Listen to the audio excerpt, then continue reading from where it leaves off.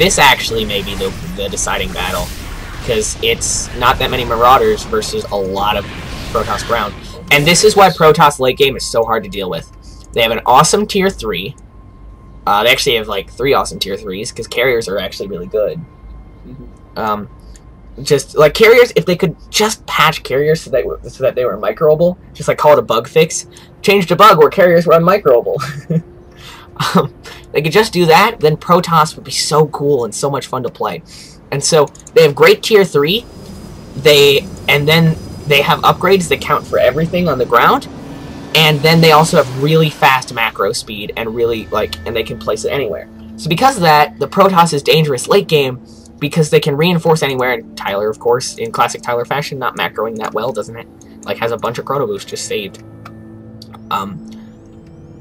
So what was my train of thought? All right, so they can reinforce super fast, and they can reinforce wherever they need to. And she'll just steal a little bit up on supply from Tyler, and then it's 3 base versus 4 base.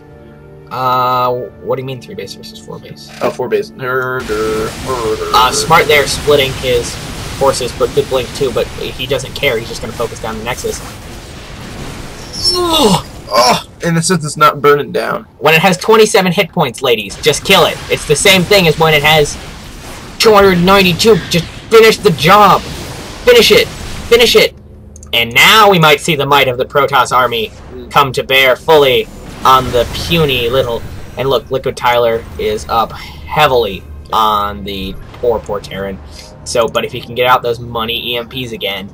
And, of course, One Shield is following the classic Kiwi-Kaki advice. You want to know how to play Terran?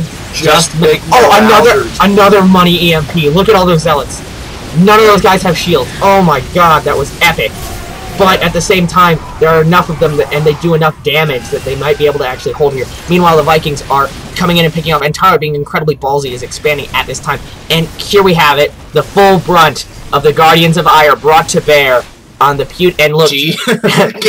It was a game. It was a game, man. And here, I think I do know what happened in that first battle. So let's go back to the EMPs. Then, or are you yes, chucking it up too?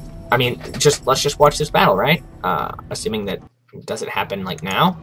Let's just zip zap zop. Pimp trick ho. Let's just zip zap zop all our way. Yeah, it wasn't the same battle.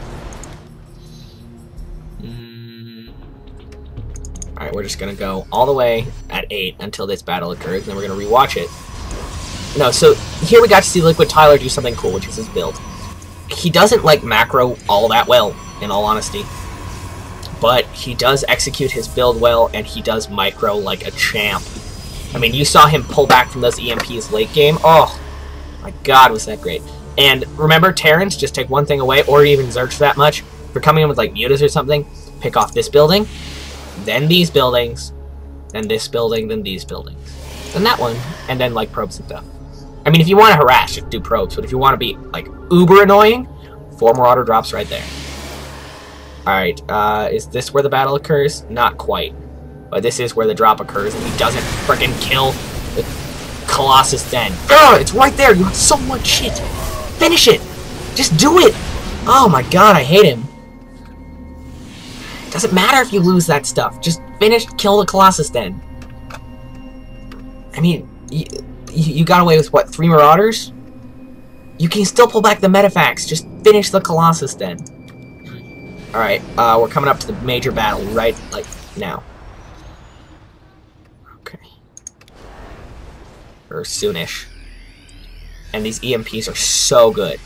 I mean, just so good.